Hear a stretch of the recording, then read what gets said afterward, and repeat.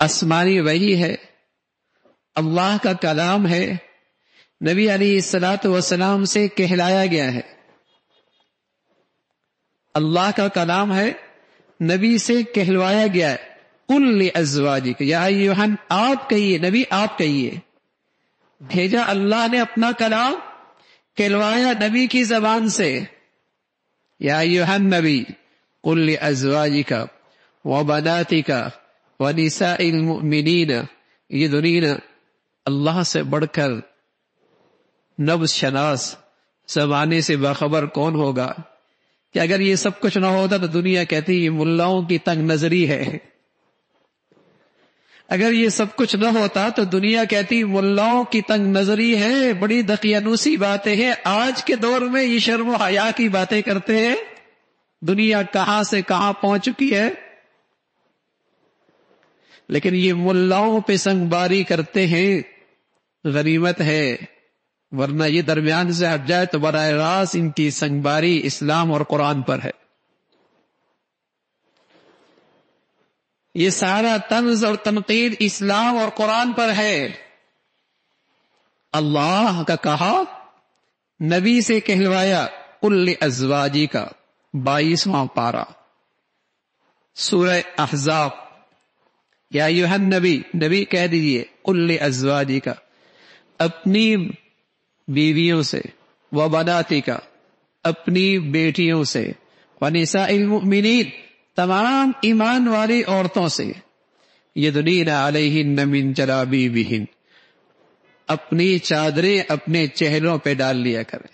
یدنین علیہن من جلابیبہن. کیوں؟ ذالک ادنی ان یعرفن، یہ تمہاری پہچان ہے.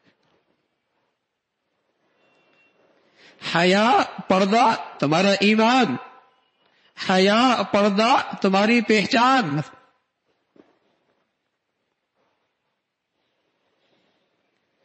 اس لیے کہ اسلامی معاشرے میں اگر یہ نہیں، حیا نہیں، تو میرے عزیزو پھر وہ اسلامی معاشرہ کہاں، پھر وہ اسلامی سوسائٹی کہاں.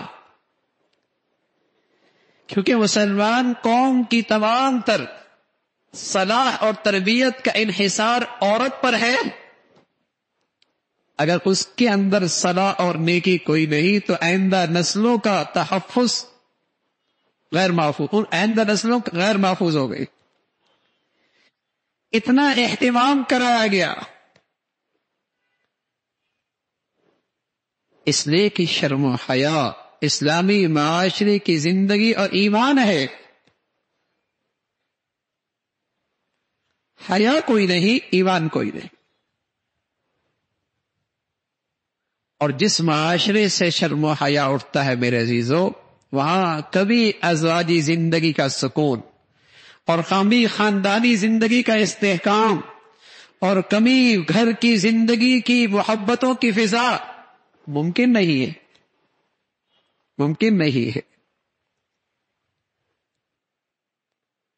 آپ 30 سے 50 سال پہلے چلے جائیے، جہاں شرم و حیا کا ایک دور تھا.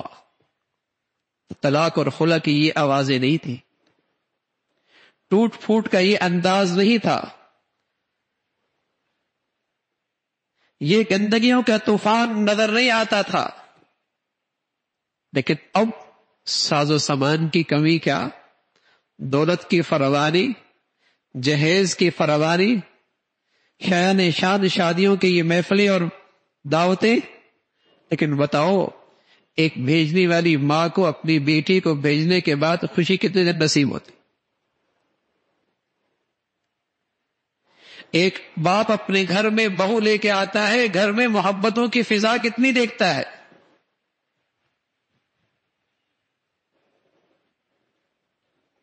کون سی ترقی ہے، کون سی یہ روشن خیالی ہے.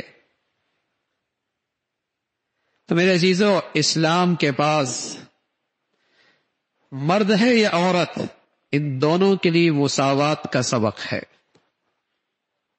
جیسے مرد کی جان، مال، عزت، آبرو قیمتی ہے، ایسی عورت کی جان، مال، عزت، آبرو بھی قیمت ہے.